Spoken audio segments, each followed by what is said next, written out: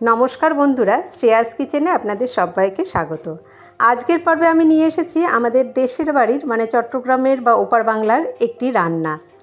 শিমের দানা দিয়ে একটি রেসিপি আজ আমি আপনাদের সাথে শেয়ার করছি।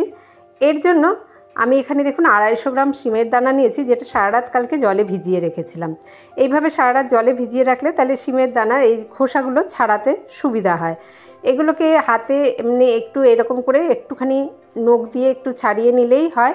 আবার অনেক সময় বেশ একটু যেহেতু ভিজিয়ে রাখা হয়, তার জন্য কিন্তু ওই বাদামের খোসার মতো একটুখানি মানে চাপ দিলেই খোসাটার থেকে আলাদা করে নেওয়া যায়। দেখুন এই যে এরকম বাদামের খোসার মতো এরকম করেও কিন্তু কিছু মানে খোসা আলাদা করে নেওয়া যায়। আবার অনেক সময় একটু গরম জলে ভিজিয়ে রাখে তাড়াহুড়ার সময়, তাহলে তাড়াতাড়ি দানাগুলো মানে খোসা ছাড়িয়ে নেওয়া যায়। এইভাবে আমি সমস্ত দানাটা আগে খোসাগুলো ছাড়িয়ে নিলাম। তারপরে এটা আমার শাশুড়ি মা ভীষণ ভালোবাসেন এবং উনি খুব ভালো রান্না করতেন। আমি মানে চেষ্টা করেছি, জানি না ওনার মতো তো হয়নি, তবে ওনার মতো করে একবার এই রান্নাটা আমি করবার চেষ্টা করেছি। এরপরে এই শিমের দানাটাকে আমি একটু সিদ্ধ করে নেব। এটাকে সামান্য একটু নুন আর একটু সামান্য হলুদ গুঁড়ো 1/4 চামচ মতো হলুদ গুঁড়ো দিয়ে 8-10 মিনিট একটুখানি সিদ্ধ করে নেব। তাহলে এটা মানে খেয়াল রাখতে হবে যেন দানাগুলো একদম মানে গোটা গোটাই থাকবে, কিন্তু সিদ্ধ হয়ে যাবে। দেখুন একদম মানে এরকম গোটা গোটাই থাকবে, কিন্তু ধরে দেখুন একদম পুরো মাখনের মতো পুরো মোলায়েম একদম সিদ্ধ হয়ে যায়। এই সময় আমরা এটা গ্যাসের আঁচটা বন্ধ করে দিয়ে এই ডালটা শিমের দানার যে ডালটা সেটা রেডি হয়ে গেল। রান্নাটা করছি আমি সর্ষের তেলে, 3 চামচ তেল দিয়েছি। এই তেলের মধ্যে তেলটা গরম হলে প্রথমে একটুখানি লম্বা লম্বা করে কেটে নেওয়া বেগুন, সেটাতে সামান্য একটু নুন আর হলুদ গুঁড়ো দিয়ে বেগুনটাকে একটুখানি ভেজে তুলে নেব। বেগুনটাকে যেহেতু এখানে আমি বেগুন ব্যবহার করেছি, সেই জন্য বেগুনটাকে প্রথমে ভেজে নিয়ে তুলে নিচ্ছি। তা নাহলে বেগুনটা সব সবজির সঙ্গে একসঙ্গে দিলে পুরো একেবারে গলে যাবে। সেই জন্য এটাকে একটু সবজি দিয়েই মানে ডালের মতো রান্নাটা করেছি। এটা কিন্তু গরম ভাতে গরম গরম খেতেও যেমন ভীষণ ভালো লাগে, আবার রুটি দিয়েও কিন্তু এটা খাওয়া যায়। দেখুন বেগুনে বেশ রং ধরে এসছে, বেগুনটা সিদ্ধও হয়ে গিয়েছে। এই সময় অবধি বেগুনটাকে আগে ভেজে নিয়ে তুলে রাখলাম। এখানে আমি তেলের পরিমাণটা একটু বেশি ব্যবহার করেছি, আপনারা চাইলে তেলটা আরেকটু কম দিতে পারেন। এবার ফোড়নে আমি দিয়ে দিচ্ছি 1/2 চামচ সাদা জিরে, 2টো শুকনো লঙ্কা, একটা তেজপাতা দিয়ে দিলাম, আর দিয়ে দিচ্ছি 6-7টা রসুন আমি একটু থেতো করে নিয়ে দিয়েছি। রসুনটাকে কুচিয়ে নিয়েও দিতে পারেন বা একটু বেটে নিয়েও দিতে পারেন। আমি একটু এরকম থেতো করে নিয়ে দিয়েছি। তারপরে একটু ভেজে নেব। বেশ রসুন ভাজার গন্ধ বেরিয়ে এলে তাতে আমি একটা মাঝারি সাইজের আলু দিয়েছি, এরকম লম্বা লম্বা করে কেটে দিয়েছি। আলুটাকে প্রথমে একটুখানি ভেজে নেব। আলুটাকে প্রথমে একটুখানি ভেজে নিয়ে 2-3 মিনিট ভেজে নিলাম। তারপরে এখানে আমি দিচ্ছি সামান্য একটু শিম দিয়েছি, খুব বেশি দিইনি, সামান্য একটু শিম দিয়ে দিলাম। একটু সবজি দিয়ে এই ডালটা মানে আমাদের বাড়িতে রান্না করা হতো, আর এটা যখন সবজি দিয়ে রান্না করা হতো তখন এইরকমই সবজি আমরা মিশিয়ে রান্না করি।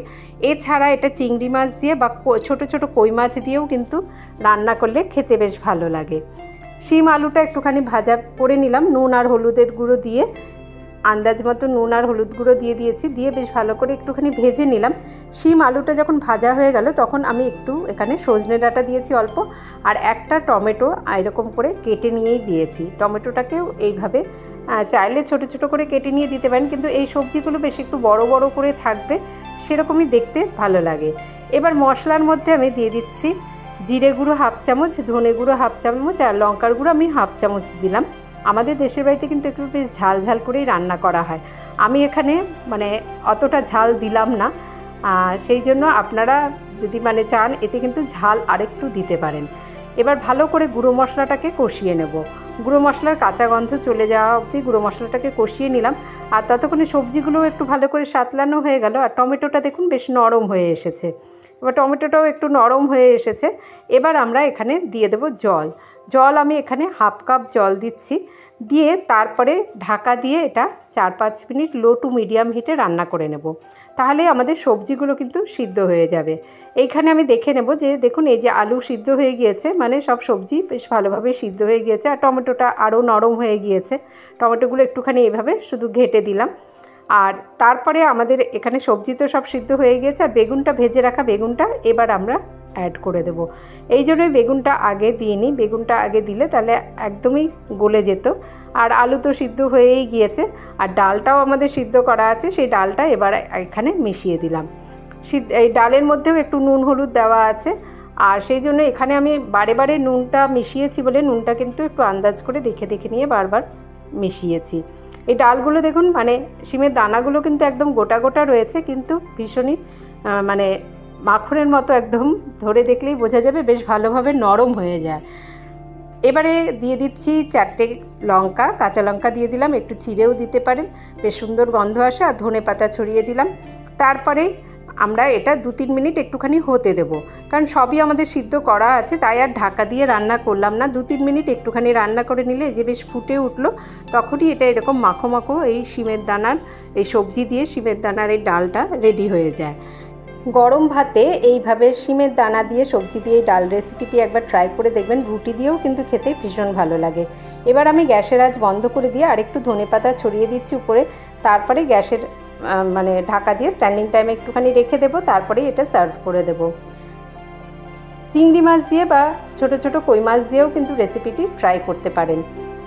একবার এই রেসিপিটি ট্রাই করে দেখবেন, আশা করি ভালো লাগবে। ভালো লাগলে একটি লাইক অবশ্যই দেবেন, আর আমাকে সাপোর্ট করতে চ্যানেলটিকে সাবস্ক্রাইব করার অনুরোধ রইল। যে সকল বন্ধুরা আমার পাশে আছেন তাদের অসংখ্য ধন্যবাদ জানিয়ে আজ আসবো আবার অন্য রেসিপি নিয়ে। ভালো থাকবেন সকলে, ধন্যবাদ।